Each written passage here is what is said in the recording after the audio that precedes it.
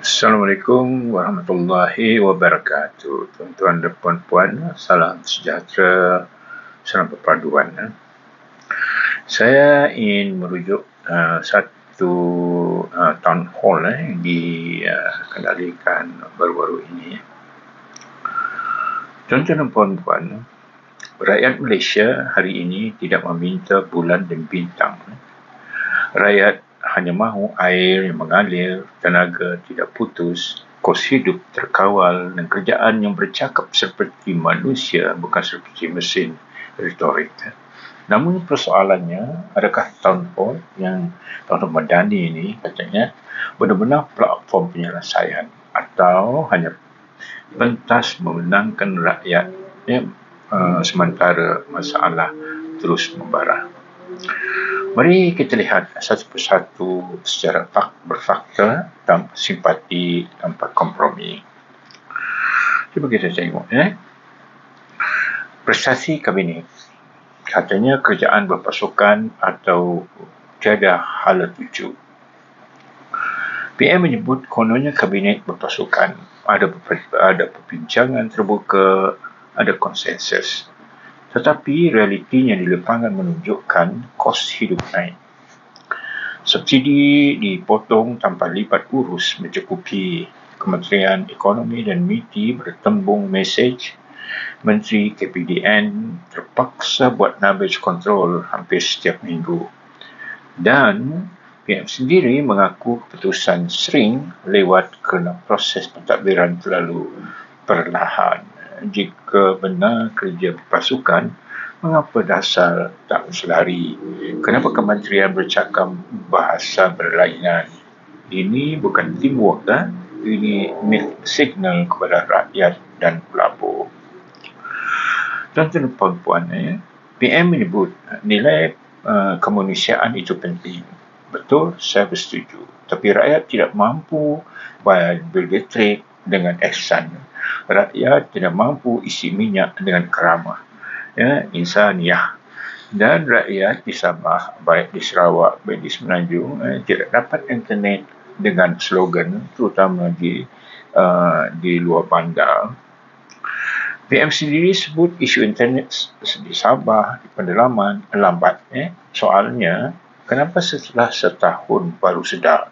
Di mana tindakan segera yang dijanjikan setakat bercakap di town hall bukan pelaksanaan, itu kesedaran lewat.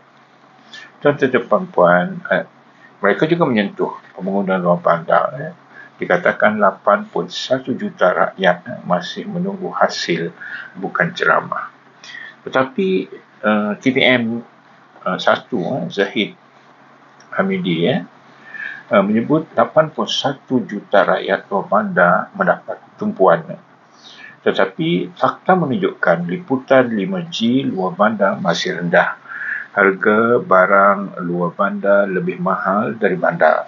Jalan kampung, terutamanya di Sabah, di Sarawak, masih antara paling teruk di Asia Tenggara. Anak-anak luar bandar masih ketinggalan dalam STEM dan TVET. Ya, ada peningkatan anak orang asli ke universiti, betul. Tetapi itu hasil dasar jangka panjang, bukan pencapaian setahun. Masalah asas air, elektrik, internet, jalan masih kekal. Tuan-tuan dan puan-puan, PM bangga menyebut 19 perkara MA63 selesai berbanding 4 sebelum ini. Tetapi soalan sebenarnya, mana senarai perundangan yang lengkap? Mana kuasa penuh hasil gas dan minyak?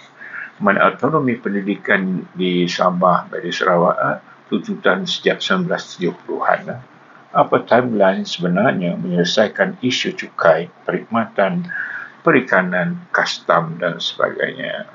Tuan-tuan dan puan-puan, sebahagian diselesaikan atas kertas, tetapi pelaksanaannya masih kabur bergantung tafsiran undang-undang seperti PM sendiri akui. Sarawak, baik Sabah, baik tidak mahu majlis perbincangan. Mereka mahu timeline, tarikh dan tindakan. Tuan-tuan dan puan-puan, dalam town hall tersebut, TPN kata rakyat perlu diberi pencerahan, pendidikan, faham perlembagaan. Soalnya, mengapa selepas tarik subsidi baru hendak beri penerangan? Kenapa tidak buat libat urus dahulu? Kenapa tidak uji rintis? Kenapa data padu masih pincang tapi subsidi sudah ditarik? Realitinya, harga barang naik, tekanan terhadap M40 dan T20 bawah meningkat, gaji tidak naik seiring, jualan rahmah hanya langkah sementara. Bantuan ekonomi terbesar tetap sama, kartel, rintas sempadan, penyelundupan dan monopoli. Hingga kini, tiada satu kartel besar dihukum. Tuan-tuan dan puan-puan, kita menyebut TPN Duk 1 Yang Berhormat Datuk Seri Zahid Hamidi menyebut kebolehpasaran tinggi graduan Tibet ini. Saya bersetuju. Tibet memandang masa depan. Tetapi masalah sebenarnya standardisasi Tibet antara agensi berbeza masih lemah. Barat gaji graduan Tibet masih rendah. Kerjasama industri sering hanya kosmetik. Peralatan pembelajaran banyak ketinggalan zaman. Pelajar tahfiz masuk Tibet, bagus, setuju. Tetapi apa laluan kerjaya jangka panjang mereka? Tibet tidak boleh berjaya jika ekosistem industri tidak berkembang. Tuan-tuan dan puan-puan, sebagai tenaga dan air sesaran besar, apakah realiti, apakah ianya konsisten? 31% renewable energy itu sasaran. Tetapi realitinya, grid TNB tidak stabil untuk RE besar. Negara masih bergantung pada arang batu dan gas sebagai base load. Dan non-revenue water masih sekitar 35%. Di beberapa negeri bocor setiap hari. Banjir kilat masih berlaku kerana sistem tempatan air tertunggak. Jika RE berjaya, Malaysia boleh jadi hub tenaga ASEAN, tetapi tanpa grid stable itu hanya impian atas kertas. Tuan-tuan dan puan-puan, ini adalah isu paling kritikal. Town Hall sepatutnya menjawab isu berfakta, menyatakan timeline, mengumumkan tindakan jelas, mengambil tanggungjawab. Tetapi yang berlaku, Town Hall sering jadi sesi retorik panjang, bukan pelaksanaan. Bila rakyat tanya, jawapan tidak ada nombor, tidak ada tarikh dan tidak ada komitmen konkret. Ini bukan governance, ini political damage control. Town Hall sekarang lebih banyak retorik moral, kurang plan tindakan.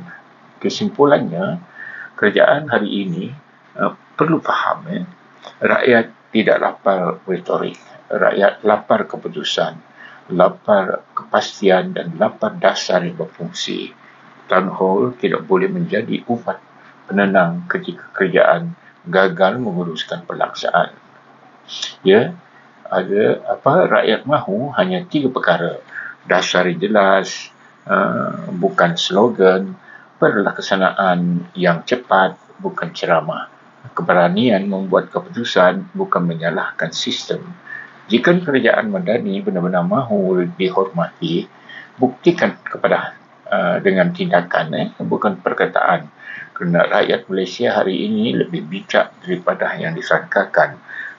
Mereka tidak mahu lagi ceramah negara, mereka mahu pentadbiran negara. Sekian, terima kasih. Sila like, share, subscribe dan komen.